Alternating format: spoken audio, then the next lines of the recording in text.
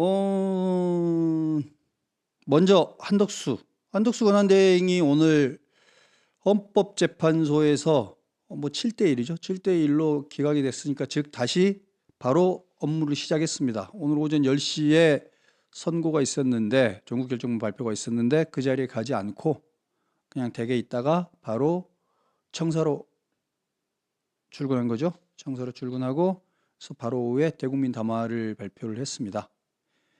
대국민 담화에 나오는 내용은 지난 내용 중에 제 귀에 꽂힌 키워드는 이겁니다. 지난 몇 년간 우리가 명백히 목격하고 배운 것이 있다면 극단으로 갈라진 사회는 불행으로 치달을 뿐 누구의 꿈도 이루지 못한다는 점. 저한테는 한덕수 권한대행이 하신 말씀 중에서 이 부분이 제일 와닿았습니다. 실제로 국민들에게 권한대행이 가장 하고 싶은 말씀 아니었을까 싶습니다. 나라가 두 조각이 나와가지고 서로가 서로를 죽이려고 서로의 목에 칼을 겨누고 있는, 상대방을 죽여야만 내가 사는 그런 게임인 것처럼 하고 있는 극단으로 갈라진 사회죠. 그런 사회는 불행으로 치달을 뿐 누구의 꿈도 이루지 못한다는 점이다라는 말을 한덕수 권한대행이 복귀 일성으로 하셨습니다.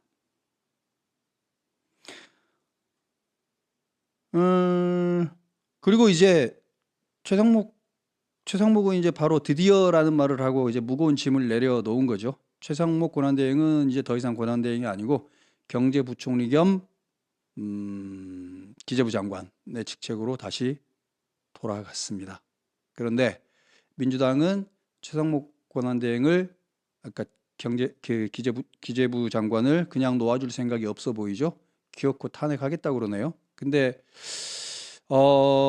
이제 정족수 문제는 없겠습니다만 탄핵을 하게 되는 경우에 민주당은 이전보다도 더 심각한 저항에 부닥치게 될 겁니다. 이미 구전구패잖아요. 근데 여기에 이제 탄핵을 또 하겠다고 하면 엄청난 저항에 부닥칠 거고, 지금 그리고 경제적으로 미국과의 통상 전쟁뿐만 아니라 국가 경제 자체가 불안하잖아요. 불안정한 상황에서 경제를 총괄하는 수장을 자르겠다, 권한 정지를 시키겠다 이런 말을 했을 때 민주당한테 좋은 일이 아닐 겁니다. 바보 같은 판단을 하지 않기를 바라는데요. 다행히 한덕수 권한대행이 복귀를 해가지고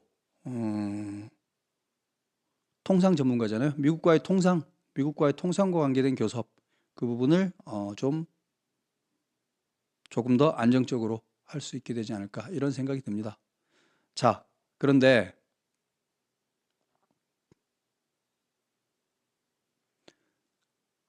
정치적인 이야기는 조금 이따가 하기로 하고요. 일단 이 이야기를 좀 더 해보겠습니다. 그래서 최상목에 대한 탄핵은 예정대로 추진하겠다. 이 사진이 최상목 얼굴이 최상목 기재부 장관 얼굴이 사진에 나오죠. 네, 민주당의 조승래 수석 대변인이 한 말이 있는데요.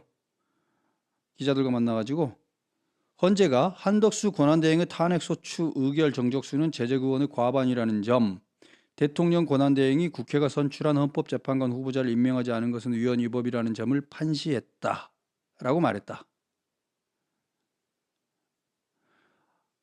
이 참 민주당 쪽 사람들이 말하는 방법은 진실의 반쪽, 자신에게 유리한 반쪽만 이야기하고 나머지 이야기 안 하는 반쪽이 항상 있습니다. 그래서 말하지 않은 부분에 집중해야 되더라고요. 이게 이재명의 화법이기도 하고 대부분의 정치인들이 그렇게 말하는 사람이 많긴 합니다만 유독 민주당 정치인들은 전체 이야기의 핵심을 말하는 게 아니고 자신한테 유리한 대목만 뽑아가지고 말하고 나머지 부분은 숨기려는 경향이 있습니다. 그래서 조승래가 방금 한 말도 다시 뒤집어 봐야 될 필요가 있습니다. 한덕수 권한대행의 탄핵소추 의결 정족수는 제재구원 과반이라는 점을 헌재가 확인해 줬다라는 말도 맞지만 동시에 두 명은 8명 중에 2명은 각하 의견을 냈다는 점, 그 정족수는 그래서는 안 된다는 의견을 2명이 냈다는 점, 이 부분도 강조되어야 합니다. 즉 현재의 헌법재판소 구성으로는 다시는 이런 식의 탄핵이 쉽지 않다. 이런 식의 탄핵소추 내봤자 소용없다. 이런 의견이 있는 겁니다. 전체적으로. 그리고 헌법재판소의 전체의 결정은 기각으로 나왔기 때문에 자신들의 한덕수 권한대행의 헌법 법률 위반이 심각해서 탄핵에 이르러야 한다라고 했던 자신들의 탄핵 소추 의견이 틀렸다는 걸 확인해 준 겁니다. 이 부분에 대한 사과와 반성이 있어야 되는데 그건 없습니다.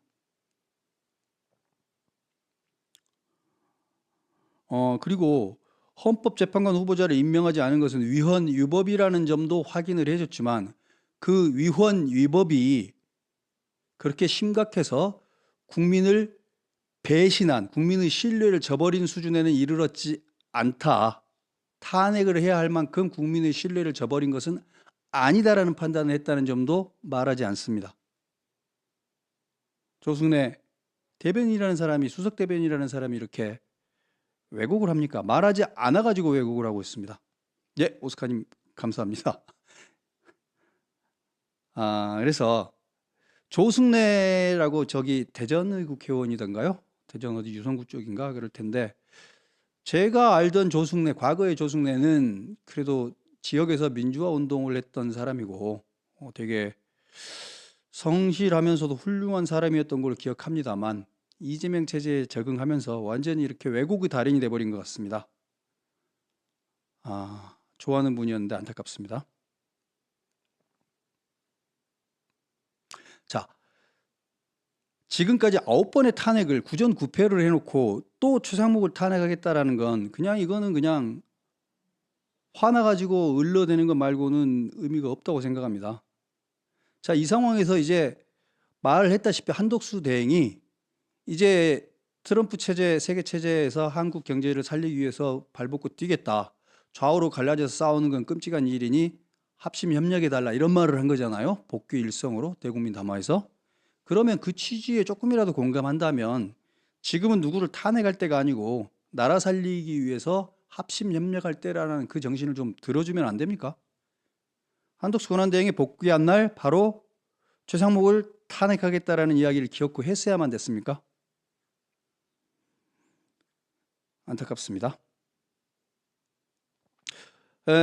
이런 얘기를 또 합니다. 그 조승래 대변인이죠. 조승래 대변인의 말에 의하면 자기들이 틀렸다는 게 바로 드러납니다. 탄핵 청구는 고위공직자에 대한 징계 요구 성격이 있고 또 하나는 헌법수 의지를 보여주는 것이다. 이런 말을 했습니다. 사실상 징계예요. 근데 징계 요구가 아니라 권한이 정지되기 때문에 사실상 징계입니다. 일을 못하게 만드는 겁니다. 경제를 담당하는 수장을 일을 못하게 만들면 바로 오늘 복귀한 한덕수 대행이 제대로 일을 할 수 없도록 어깃장을 놓는 겁니다. 발목을 잡는 겁니다. 그래서 이런 바보 같은 짓을 하지 말기 바랍니다. 뭐 그냥 했으면 좋겠다는 생각도 듭니다. 이참에 그냥 아주 민주당이 나락으로 떨어지도록 할 때처럼 해봐라라는 생각도 들면서도 반대로 지금 미국하고 각종 경제적인 협력 협상들을 해야 하고 나라의 지금 불안정한 거시경제나 미시경제 이런 것들을 들여다봐야 되는 수장을 일 못하게 만들어버리면 이거 누가 책임집니까? 누가 감당할 수 있습니까? 조승래가 가서 대신할 수 있습니까? 민주당이 이재명 대표가 가서 경제 F4 회의 가가지고 뭐 할 수 있습니까? 못하잖아요. 도와주지는 못할 망정 일할 사람 방해는 말기 바랍니다. 당신들이 민주당이 나가가지고 거시경제 회의 할 수 있는 실력자 있습니까 지금? 못하잖아요. 그래서 민주당은 이참에는 더 이상 탄핵하지 말고 결과를 가만히 기다리고 있는 게 맞다. 이런 말씀을 한번 드리고 넘어갑니다. 숫자를 말해보자면 7대1이라고 아까 제가 말씀을 드렸잖아요. 근데 그 탄핵 기각 의견은 문영배, 이미선, 김영두, 정정미 이렇게 4명이고요. 그다음에 김복형 5명 이렇게 해서 기각 의견이 총 5명인 거고요. 근데 그중에 김복형은 모든 부분에서 위법이나 위헌이 없다. 전부 다 합법, 합헌이다. 즉 탄핵해야 할 이유가 하나도 없다라고 생각하는 게 김복형입니다. 김복형 재판관. 문영배, 이미선, 김영두, 정정미 이 4분은 헌법재판관 임명과 관계된 부작위, 즉 임명을 하지 않은 부분, 그 부분은 위헌 위법하다라고 판단합니다. 나머지 것들은 다 합법이라고 보고요. 그러니까 김복형이 가장 뭐랄까요? 가장 무죄를 추정하고 있는 거죠. 한덕수 권한대행은 잘못이 없다라고 가장 강하게 주장하는 사람이 김복형인 겁니다. 그리고 문영배, 이미선, 김영두, 정정미도 대부분 문제가 없다. 헌법재판관을 임명하지 않은 부분에 있어서는 부분적으로는 위헌 위법한 게 있긴 하나 그럼에도 불구하고 파면에 이를 정도로 국민의 신뢰를 저버렸다고 보기는 힘들다 라고 본 겁니다. 그리고 정형식, 조한창 두 명의 재판관은 애초에 절차가 틀렸다. 적법한 절차에 의해서 온 게 아니다. 200명의 정족수, 가중 정족수를 적용하지 않았기 때문에 더 따져볼 것도 없이 각하다. 이렇게 해버렸습니다. 한 명만 인용 의견입니다. 정계선 재판관. 정계선 재판관은 심각하다. 파면에 이를 정도로 특검 임명을 요청하지 않은 것도 헌법재판관을 임명하지 않은 것도 파면에 이를 만큼 심각하다라고 생각한 겁니다. 그러니까 정계선 재판관이 가장 급진적으로 파면을 요구를 했던 거죠, 혼자서. 그러니까 파면이냐 아니냐의 관점에서 보면 7대1인 거고요. 각하 의견 2명이 있는 거고 기각 의견이 4명인데 기각 의견이 5명인데 그중에서 김복형은 완벽한 기각, 파면의 이유가 하나도 없다. 문영배, 이미선, 김영두, 정정민은 헌법재판관을 임명하지 않은 건 잘못이고 나머지 부분은 잘못이 없다. 이렇게 본 겁니다. 이게 보여주는 게 뭘까요? 일단 이걸 그 의미를 논하기에 앞서서 먼저 이런 생각이 듭니다. 헌법재판관 임명과 관계된 부작위, 헌법재판관 3명을 임명하지 않은 부분 있잖아요. 이 부분에 대한 헌법재판소가 이 부분에 대해서 판단을 할 때 제가 보기에는 직접 관련된 당사자가 2명 있잖아요. 조한창, 정계선이죠. 제가 생각하기에는 최소한 이 2분은 다른 건 몰라도 헌법재판관 임명하지 않은 부분에 대한 문제를 다룰 때는 회피했어야 되는 거 아닌가요? 그 문제는 의견을 내서는 안 되는 거 아닐까요? 이게 근본 아닌가요? 재척, 회피, 기피의 원칙이라는 게 헌법재판소법에도 있습니다. 정확하게 이게 회피에 해당하는지 안 하는지는 저 다시 찾아봐야 되겠습니다만 정계선, 조한창은 본인의 문제잖아요. 특히 근데 조한창의 경우에는 뭐 애초에 각하 의견이기 때문에 뭐 다른 판단은 할 필요도 없는 거니까 상관없는데 정계선 같은 경우에는 본인과 관계된 문제예요. 그러면 스스로가 최소한 헌법재판관과 관계된 거는 저는 회피했어야 된다고 생각합니다. 그리고 다른 재판관들도 이건 당신은 이 부분에 대한 의견은 안 주는 게 낫겠네라고 말은 저는 해줬어야 된다고 생각합니다. 이런 기본적인 것들, 저는 이게 기본적인 것 같은데 이게 정확하게 헌법재판소법에 해당하는지 안 하는지 정확하게 모르겠습니다만 헌법재판소법에 재척, 회피, 기피에 대한 조항이 있다는 건 알고 있습니다. 예, 오스카님 다시 한번 감사드립니다. 그런데 정계선은 어찌 보면 좀 뻔뻔스럽게도 본인과 관계된 헌법재판관 임명과 관계에서 의견을 냈고 임명을 제때 하지 않았기 때문에 파면해야 된다는 의견까지 낸 겁니다. 자신과 관계된 것에 대한 의견을 이렇게 낸 거죠. 그래서 저는 이건 좀 잘못됐다고 생각하는 겁니다. 예, 이 이야기를 드렸고요. 그 다음에 이제 이 판단을 내린 사람들을 보십시오. 이걸로 이제 뭐 대통령 탄핵 심판은 어떻게 될 것인가를 뭐 그대로 이게 해당되지는 않습니다. 오늘 저도 이게 그 보도자료하고 판결문인데 꼼꼼하게 뜯어봤는데요. 총 한 10페이지입니다. 표지까지 합쳐가지고 뜯어봤는데 이게 대통령 탄핵 심판과 관계된 어떤 힌트를 주고 있는가? 별로 이렇게 크게 힌트를 두고 있지는 않는 것 같습니다. 그러니까 비상계엄령 선포의 정당성, 국무회의의 정당성이라든지 이런 것들에 대해서 실체적인 판단은 사실상 거의 안 들어갔다고 봅니다. 사람들이 과도하게 확대 해석을 하는 경우가 있던데, 그러니까 윤통우 탄핵 심판과 관계된 어떤 의미 있는 단서는 주고 있지 않다. 실체적인 내용적인 의미 있는 단서는 없더라. 이건 먼저 말씀을 드리고요. 하도 이제 이렇게 저렇게 끌어쓰는 사람들이 많아서 말씀을 드리는 겁니다. 그 다음에 그러나 그럼에도 불구하고 인적인 부분, 이 헌법재판관들이 어떤 식으로 판단하는가, 그 부분은 조금 볼 수 있는 것 같습니다. 김복형 재판관은 조문, 헌법 조문과 법 조문, 원리 원칙에 매우 철두철미한 사람인가 보다. 그리고 정형식, 조한창 이 두 양반들도 뭐라고 그럴까요?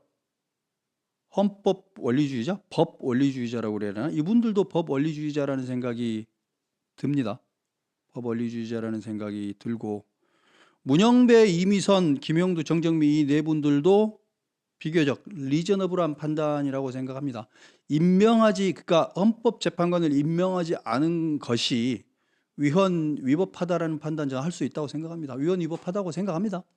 그러니까 임명하지 않은 게 기간이 겨우 10일 정도인데 위헌위법하다라고 판단한 건 아니고요.